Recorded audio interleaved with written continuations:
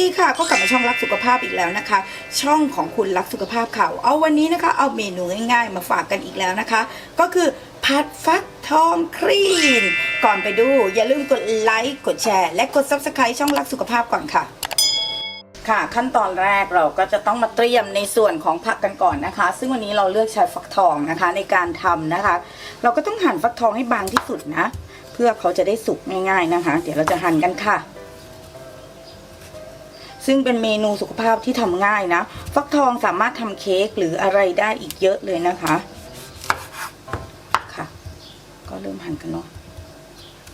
อยากให้ทางช่องรักสุขภาพทำเมนูอะไรนะคะก็คอมเมนต์ไว้ได้เลยนะคะเราจะพยายามจัดหาเมนูที่เพื่อนๆอยากทำกันนะคะไม่ได้ทุกคนเนาะเราจะหั่นฟักทองกันก่อนค่ะโดยให้เราหั่นบางที่สุดนะและเล็กที่สุดเดียว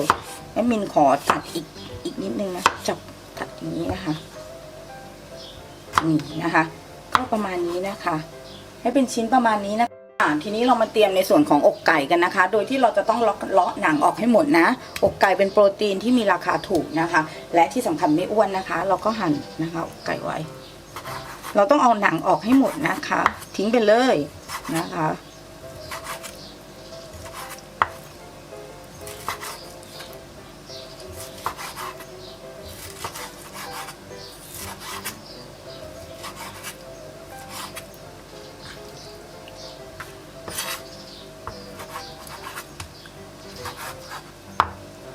คือมันเป็นเมนูง่ายๆที่ว่าเราทำเองได้นะคะแถมในช่วงนี้นะคะในช่วงสภาวะแบบนี้นะคะฟักทองเนี่ยถือเป็นเมนูที่แบบเก็บไว้ได้นานเป็นผักที่เก็บได้นานด้วยนะคะเราอยู่ได้โดยที่ไม่ต้องออกไปไหนเลยนะคะแล้วก็หั่นเสร็จแล้วในส่วนของอกไก่นะคะใส่ถ้วยอย่างนี้นะแล้วเราก็มาเตรียมในส่วนของกระเทียมบุกกันว่าค่ะทิ้งไว้เนาะแล้วก็สุดท้ายเลยค่ะเราก็หั่นเป็นสี่เหลี่ยมนิดนึงนะคะเดี๋ยวเราไปเจียวกระเทียมให้มันหอมกันเนาะส่วนนะคะอีกอย่างหนึ่งตัวช่วยอีกอย่างหนึ่งช่วยขับลมด้วยนะตัวนี้ก็คือใบโหระพานะคะเพื่อที่จะเพิ่มกลิ่นนะคะให้เมนูเราน่ากินมากยิ่งขึ้นค่ะทีนี้ก่อนไปเตรียมนะคะเราต้องตีไข่กันก่อนค่ะซึ่งเมนูนี้นะคะเราจะใช้ไข่อยู่ประมาณ2ฟองนะคะใช้ไข่2 ฟองเตรียมตั้งไว้นะคะเดี๋ยวเราไปตั้งกระทะกันนะคะปรุงก็คือน้ำมันมะกอกนะคะค่ะทีนี้เราก็ใส่น้ำมันนะคะใส่นิดเดียวพอเนาะวันนี้ไม่ได้ใช้กระทะเทฟลอนนะเพราะว่าต้องการกระทะท้องลึกนะคะอันนี้กระทะแบบดึกดำบรรพ์หลายปีมากนะคะหลังจากนั้นนะคะเราก็รอให้น้ำมันมันบางทีมันยังมีน้ำอยู่นะรอนิดนึงนะคะหลังจากนั้นเราเจียวกระเทียมลงไปเลยค่ะ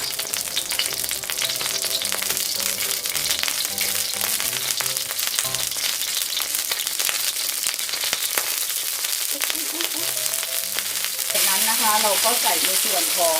ไก่ลงไปค่ะไก่เป็นโปรตีนที่เขาเรียกอะไรนะมันจะสุกง่ายนิดนึงนะคะแป๊บเดียวเองนะ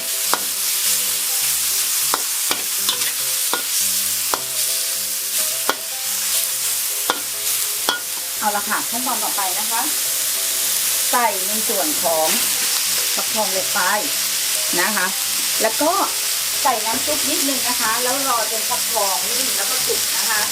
อร่อยด้วยนะคะก็คือฟักทองมันจะเปลี่ยนสีเข้มไปเรื่อยๆนะเทคนิคการดูก็คือถ้าเมื่อไหร่ฟักทองเปลี่ยนสีนะคะเข้มขึ้นเรื่อยๆแสดงว่าฟักทองสุกแล้วนะคะพร้อมทานแล้วนะเดี๋ยวเราจะปล่อยไว้อย่างนี้นะคะเพื่อรอให้ฟักทองมันสุกนิดนึงนะคะเดี๋ยวเราจะรอกันนะเดี๋ยวเราจะรอให้ฟักทองเปลี่ยนสีก่อนค่ะค่ะจะเห็นว่าสีฟักทองเริ่มเปลี่ยนแล้วนะคะซึ่งเราใช้น้ำซุปของเราเองนะคะที่ทำอยู่ในช่องนะคะเห็นไหมสีฟักทองเริ่มเปลี่ยนแล้วนะคะทีนี้นะคะขั้นตอนต่อไปมันจะเข้มขึ้นเนาะเราก็เอาไข่นะคะใส่ลงไปเลยค่ะคนไข่ให้เข้ากันนะคะและปรุงรสนะคะด้วยนะคะในส่วนของเขาเรียกอะไรนะน้ำมันหอยนะคะโลโซเดียมแล้วก็น้ำปลาโลโซเดียม จริงๆฟักทองอ่ะเราชิมนิดนึงเพราะบางทีเขาเนื้อเขาจะหวานอยู่แล้ว เราก็ไม่จำเป็นต้องใส่น้ำตาลตัดน้ำตาลอะไรพวกนี้นะคะ แต่ถ้าเกิดว่าบางคนชอบหวานนิดนึงเราก็ใช้สารแทนความหวานจะดีกว่านะคะมันหอยเราจะดี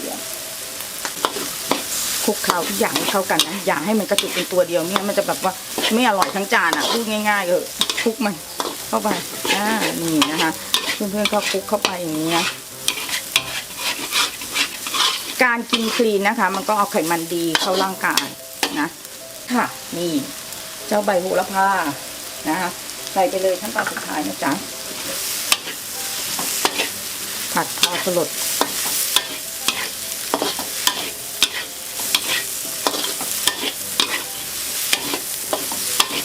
เอาล่ะค่ะเราไปพบค่ะทีนี้เราจะจัดใส่จานกันนะคะเพื่อความสวยงามนะคะเห็นไหมนะคะแถมมีกลิ่นหอมนะคะโหระพาเราใส่หลังสุดนะคะเพื่อล็อกกลิ่นโหระพานะคะให้อยู่นานที่สุดนะคะก็จากลาไปด้วยเมนูสุขภาพแบบง่ายๆนะคะสไตล์รักสุขภาพกันนะคะก็คือเมนูฟักทองคลีนนะคะผัดฟักทองคลีนนะคะโดยใช้ใบโหระพาเพื่อเพิ่มนะคะระบบย่อยอาหารให้ย่อยอาหารได้ดีขึ้นนะคะและมีกลิ่นหอมค่ะผู้สูงอายุก็ทานได้นะคะสำหรับเมนูนี้สำหรับคลิปนี้นะคะทีมงานรักสุขภาพขอลาไปก่อนค่ะถ้าชอบคลิปนี้อย่าลืมกดไลค์ให้กำลังใจพวกเราด้วยนะคะและที่สำคัญอย่าลืมกดแชร์นะคะเพื่อบอกต่อคลิปดีๆนะคะเจอกันใหม่คลิปหน้าสวัสดีค่ะ